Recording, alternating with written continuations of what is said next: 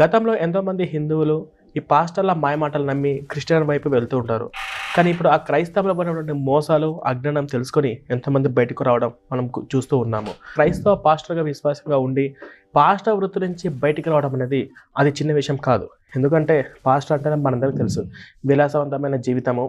వారంలో ఒక్కరోజు వాక్యం చెప్పి నెలంతా బతికేయచ్చు. కానుకలంటూ, దశమ భాగాలంటూ, సంఘ కానుకలంటూ ఇవి కాకుండా విదేశాల నుంచి ఫండ్స్ వీటన్నిటితోటి లగ్జరీగా బతకచ్చు. కానీ అటువంటి పాస్టర్ వృత్తి నుంచి బయటకు రావడమే కాకుండా ఈ పాస్టర్ ఈ క్రైస్తవం ఎంత అజ్ఞానమో తెలియచేసి ఎంతోమంది హిందువులను జాగ్రత్త పరుస్తున్నారు.